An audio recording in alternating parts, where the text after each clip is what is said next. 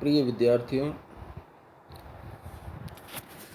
पूर्व के व्याख्यान में डीएनए की संरचना के बारे में और न्यूक्लिक एसिड के बारे में इंट्रोडक्टरी जो परिचयात्मक जानकारी प्राप्त की थी अपन ने। जो न्यूक्लिक एसिड में डीएनए की जो संरचना थी उसके बारे में अपन ने पूर्व के व्याख्यान में अध्ययन कर लिया था। आज के व्याख्यान में जो डीएनए है उससे संबंधित कुछ और जानकारी अपन प्राप्त करेंगे। उसमें जो डीएनए के डिफरेंट टाइप्स है, अलग अलग प्रकार के जो डीएनए के मॉलिक्यूल है उनके बारे में और डीएनए की कुछ विशेषताओं के बारे में जानकारी प्राप्त करेंगे।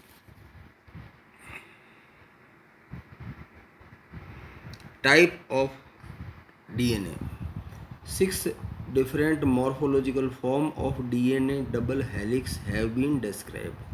6 तरह के जो आकार की संरचना होती है डीएनए की, जो डबल हेलिकल संरचना है उसके जो डीएनए के टाइप्स है वो 6 प्रकार के होते हैं। These are A, B, C, D, E and Z form, जिनको ए, बी, सी, डी, ई और जेड फॉर्म के नाम से अपन जानते हैं। Most of these form except B and Z occur in rigidly controlled experimental condition।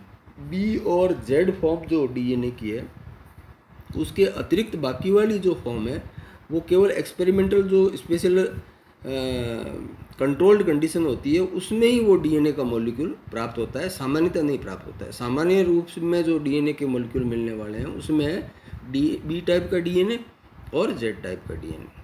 Some DNA forms are interconvertible also. जो कुछ DNA के जो फॉर्म है वो आपस में एक दूसरे में परिवर्तित हो सकती है। These differences in DNA forms are associated with, पहला, the number of base pairs present in each turn of the helix. ये जो डिफरेंस होता है, ये जो 6 तरह के अलग अलग तरह के डीएनए बताए हैं उनमें जो अंतर होता है वो अंतर होता है, एक तो एक टर्न के अंदर बेस पेयर्स कितने होते हैं उनकी संख्या में वेरी, किसी में 8, किसी में 11, किसी में 10, किसी में 12। सेकंड है द पिच और angle between the each base pair. Each base pair और जो हेलिक्स की हेलिक्स थ्रेड है उसके अंदर जो हेलिक्स होता है उसके बीच का जो एंगल है वो एंगल अलग अलग होता है, अलग अलग होता है। The diameter of the हेलिक diameter of DNA molecule, जो डीएनए मॉलिक्यूल है उसका हेलिकल जो डायमीटर है वो भी इनमें अलग अलग होता है। The handedness of the double helix, जो डबल हेलिक्स होती है उसकी जो संरचना होती है उसमें कुछ विभेद होता है, उसके टर्न्स के अंदर अंतर होता है। सबसे पहला टाइप है बी डीएनए, जिसको अपन कहते हैं right handed DNA. This form of DNA occur in all living beings under normal condition. सभी जो लिविंग ऑर्गेनिज्म है, सभी जो प्राणी हैं उसमें ये डीएनए जो बी डीएनए है जिसको राइट डीएनए कहते हैं वो सब में मिलता है। नेचुरली अकरिंग फॉर्म है, जो नेचुरली अकरिंग डीएनए की फॉर्म है, प्राकृतिक रूप से जो पाया जाता है वो राइट हैंडेड डीएनए और उसको बी डीएनए कहते हैं। It occurs under low salt concentration and high degree of the hydration. ये जो कम जो लवण की सांद्रता, हाई डिग्री ऑफ हाइड्रेशन पर ये मिलता है। इट्स ईच कोयल और टर्न्स मेजर 34 एंगस्ट्रॉम और 3.4 nm। ये अपन ने पहले स्ट्रक्चर में पढ़ चुके हैं कि एक जो टर्न होती है उस टर्न का जो मेजर है वो 34 एंगस्ट्रॉम है, जिसके अंदर 10 बेस पेयर होते हैं। Each turn of the A DNA has 10 base pair. Each base pair occupy 3.4 angstrom. एक बेस पेयर और दूसरे बेस पेयर के बीच की जो दूरी होती है वो 3.4 एंगस्ट्रॉम होती है, और 10 बेस पेयर होते हैं उसका जो टर्न है वो 34 एंगस्ट्रॉम होती है। अपने को इट्स 2 स्ट्रैंड और polynucleotide chains are wounded in right handed turn to each strand follow the clockwise path. Clockwise path में राइट हैंडेड जो चेन होती है उसमें इसकी कॉइलिंग होती है, इसलिए इसको राइट हैंडेड डीएनए कहते हैं। The double helical structure described by Watson and Crick was B DNA only. Watson और क्रिक ने जो सबसे पहले वर्णन किया था डीएनए की संरचना का, वो बी डीएनए का ही किया था। नंबर 2, ए डीएनए और left handed DNA. It is the dehydrated form of the DNA. DNA की जो डिहाइड्रेटेड फॉर्म है वो ए डीएनए कहलाती है। Its occur in an environment richer in sodium and less water, यानी पानी की कम मात्रा होती है और सोडियम आयंस ज़्यादा होते हैं, वहाँ पर इसके लिए ये जो डीएनए होता है वो लेफ्ट हैंडेड होता है। Its polynucleotide chains are coiled in left handed turn, यानी जो पॉलीन्यूक्लियोटाइड चेन्स होती है एक दूसरे की अपोजिट डायरेक्शन में जो कॉइलिंग होती है उसकी, वो लेफ्ट हैंडेड होती है। The left handed DNA is bulkier than the B form.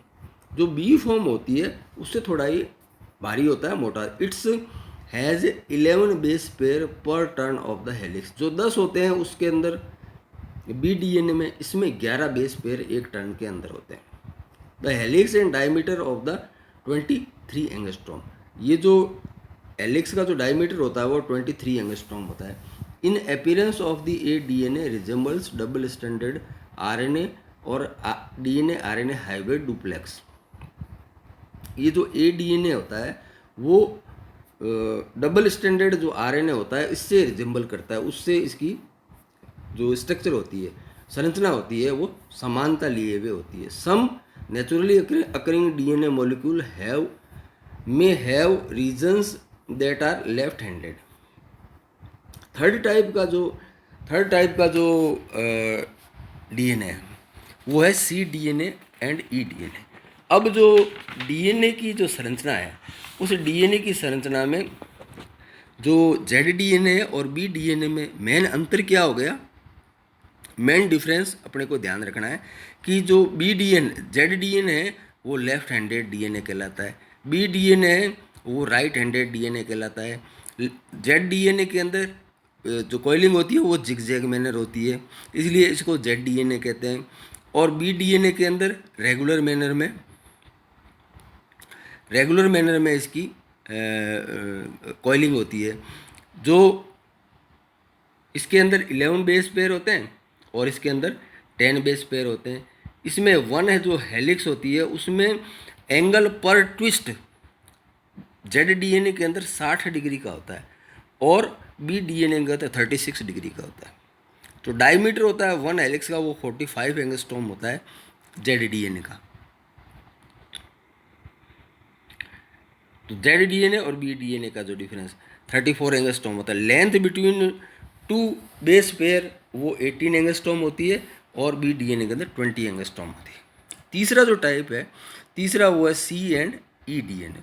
These are right handed DNA with slightly different configuration, यानी सी और ई होते हैं वो राइट हैंडेड डीएनए यानी बी डीएनए से रिजेंबल करते हैं, मगर कुछ इसमें अंतर होता है, इसलिए इनको सी और ई नाम दिया है। These are seen under very special environmental circumstances, therefore these DNA do not occur in vivo।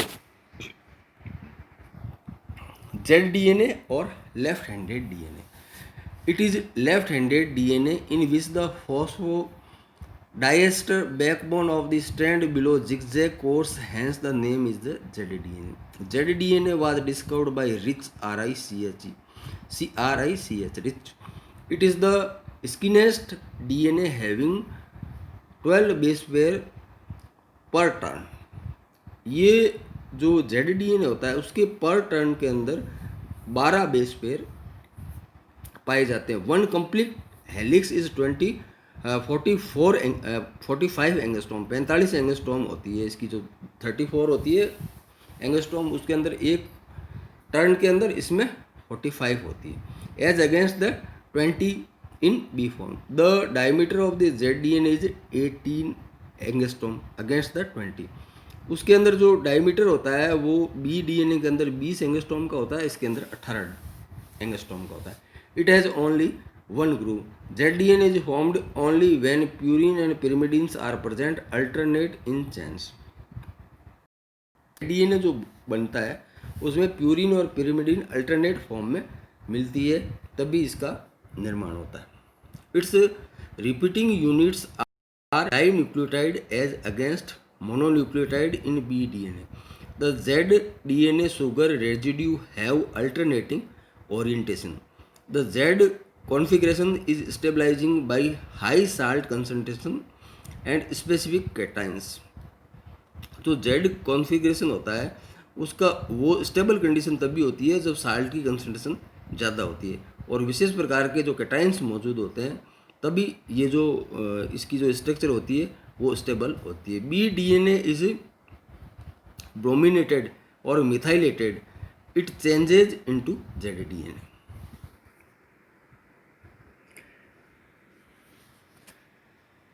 According to rich certain control site of the genes are stabilized in Z configuration by methylation and provide the regulation.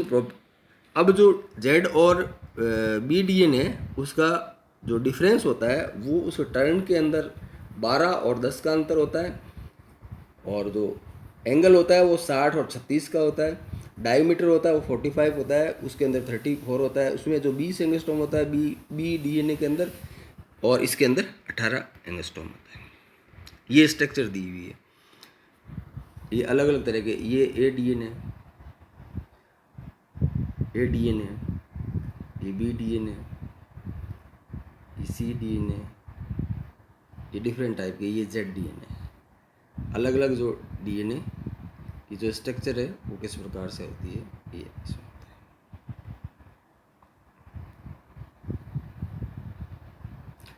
अब denaturation and renaturation, ये DNA के लिए होता है. Denaturation क्या होता है? The double standard structure of DNA can be melted in solution by increasing temperature और डिक्रीजिंग साल्ट कंसंट्रेशन और bye using certain denaturation agent. DNA के जो डबल हेलिक्स होती है वो आपस में अनकॉइल हो जाती है, खुल जाती है. कब खुलती है? उसके लिए कंडीशन क्या है कि टेम्परेचर ज़्यादा हो और साल्ट जो कम, साल्ट की जो लवण की सांद्रता कम हो, और कुछ डीनेचुरेशन एजेंट मिलाते हैं तो डीएनए की जो थ्रेड्स होती है, हेलिक्स होती है, वो अलग अलग हो जाती है, और उसके अलग अलग होने को डीनेचुरेशन कहते हैं.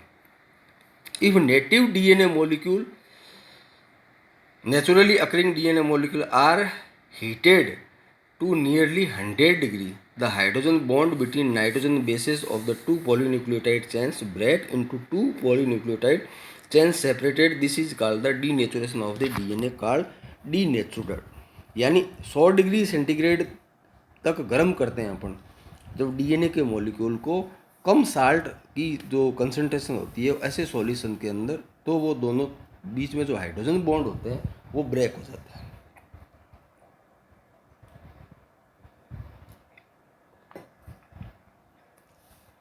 हाइड्रोजन बॉन्ड ब्रेक होने के कारण से जो एक एक हेलिक्स होगा वो अलग अलग हो जाएगा, और इसको अपन कहते हैं denaturation, denatured DNA. The denatured DNA is a single standard, क्योंकि वो कॉइल खुल जाती है, अलग अलग होता है टेम्परेचर और decreasing salt concentration by using certain denaturation agent. The strand of the DNA molecule separated over a temperature range, the mid point of the range called melting temperature is representing the TM. इसको TM के द्वारा represent करते हैं. Denaturation of DNA may be caused by some chemicals which either break hydrogen bond और weaken hydrophobic interaction. These are called the denaturants. यानी denaturation cause करने वाले जो केमिकल्स होते हैं उनको कहते हैं denaturants. When heated DNA solution is slowly cooled, the two strand pair again forming the double helix. जब इसको कूल कर देते हैं, ठंडा कर देते हैं, ठंडा करने के बाद में ये जो स्ट्रैंड होते हैं दोनों वो आपस में वापस रिजॉइन हो जाते हैं. इसकी जो रीजॉइनिंग होती है उसको कहते हैं रीनेचुरेशन. ये रीनेचुरेशन कहलाती है या एनिलिंग कहलाती है। This property of DNA is helped in synthesising hybrid DNA. जो संकर डीएनए का मॉलिक्यूल होता है उसको बनाने में डीएनए की ये जो गुण होता है वो सहायक होता है। The technique of hybrid DNA synthesis is utilised in establishing genetic similarity between the various taxonomic groups. More length of the hybrid DNA denotes taxonomic nearness. ये जो डीएनए की जो हाइब्रिड नेचर होती है वो टेक्सोनोमिक जो रिलेशंस होता है एक ऑर्गेनिज्म और एक इंडिविजुअल और दूसरे इंडिविजुअल के बीच में उसको रिप्रेजेंट करता है। अब एक होता है डीएनए के लिए हाइड्रोडुप्लेक्स डीएनए। हाइड्रोडुप्लेक्स डीएनए क्या होता है? Hybrid DNA formed as a result of the recombination is called the hydro. जो रिकम्बिनेशन के द्वारा पुनर्संयोजन के द्वारा जो संकर डीएनए तैयार किया जाता है उसको कहते हैं heteroduplex DNA. Heteroduplex DNA it contains mismatched base pair और हेट्रोजीनस बेस सीक्वेंस। उसके अंदर हेट्रोजीनस विषम जो संयोजी बेस पेयर्स होते हैं। Heteroduplex DNA is also called the heterozygous DNA. इसको विषम युग्मजी डीएनए भी कहते हैं। ये विषम युग्मजी जो डीएनए होते हैं उसकी विशेषताएं बताई हुई। ये जो formation of the heteroduplex DNA during the reciprocal recombination के अंदर हेट्रोडुप्लेक्स डीएनए किस प्रकार से उसका निर्माण होता है उसकी मैकेनिज्म को डिस्क्राइब किया हुआ है। Formation of heteroduplex DNA. Heteroduplex DNA is formed either by the reciprocal recombination or by non reciprocal recombination. दोनों के द्वारा इसका निर्माण होता है। Fate of the heteroduplex DNA, segregation of the heteroduplexes by DNA replication और मिसमैच और repair. ये हेट्रोडुप्लेक्स डीएनए किस प्रकार से तैयार होता है उसकी डायग्रामेटिकल रिप्रेजेंटेशन दिया हुआ है। Biological significance of the Watson and Crick model. Watson और क्रिक मॉडल का जो बायोलॉजिकल सिग्निफिकेंस है वो अपने को जानकारी रखनी है। सबसे पहले जो डीएनए होता है उसके अंदर जेनेटिक इन्फॉर्मेशन उसमें समाहित रहती है। जो जेनेटिक इन्फॉर्मेशन है वो इन्फॉर्मेशन स्टोरेज है। कोई भी जो इंडिविजुअल है उसका जो जेनेटिक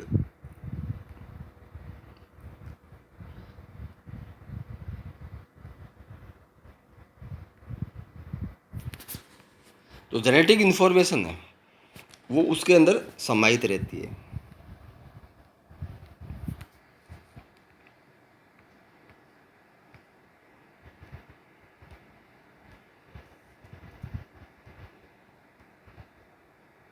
तो जेनेटिक इन्फॉर्मेशन डीएनए के अंदर कोई भी जो इंडिविजुअल रहता है उसको वो कैरी करती है। इन्फॉर्मेशन जो ट्रांसफ़र होता है पीढ़ी दर पीढ़ी वो डीएनए के मार्फत होता है। ये जेनेटिक जो इन्फॉर्मेशन होती है उसको ट्रांसमिशन का काम करता है। सेल्फ रेप्लिकेशन की क्षमता होती है डीएनए के अंदर। डीएनए जो मॉलिक्यूल होता है वो अपना खुद का कॉपी तैयार कर सकता है। ये 100% की क्षमता होती है। जो वेरिएशंस होते हैं genetic material should be capable to the undergoing the changes in the composition. इसके जो संरचना होती है उसके अंदर डीएनए की संरचना में बदलाव हो सकता है, चेंज हो सकता है। उस चेंज को म्यूटेशन कहते हैं और उस म्यूटेशन के कारण ऑर्गेनिज्म में जो डाइवर्सिटी पैदा होती है और नए जो लक्षण होते हैं वो जीवों में पैदा होते हैं, नई स्पीसीज़ की इससे उत्पत्ति होती है। डीएनए जो रिपेयर होता है वो अपना सेल्फ रिपेयरिंग कर लेता है, अपने आप ही अपनी मरम्मत कर लेता है। किसी भी कारण से, किसी भी केमिकल के कारण से, यूवी रेज के कारण से डीएनए अगर डैमेज हो गया तो उसमें सेल्फ रिपेयरिंग की क्षमता होती है। ये इसका बायोलॉजिकल जैविक महत्व है। अब जो कैरेक्टरिस्टिक्स ऑफ डीएनए है उसमें एक तो डीनेचुरेशन, रीनेचुरेशन ये अपन ने पढ़ लिया है। मोलिकुलर जो वेट होता है इसका बहुत ज़्यादा होता है। डीएनए का जो मोलिकुलर वेट है वो बहुत अधिक होता है। जो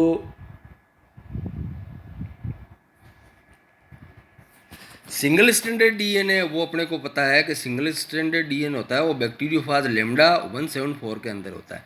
ये अपन ने पहले पढ़ लिया था। इसकी जो डिस्कवरी है वो सिन सेमियर 1959 isolated unusual form of the DNA from a small bacteriophage 174 which attack E. coli. This DNA contain 5500 nucleotide, यानी ये जो लेमडा 17x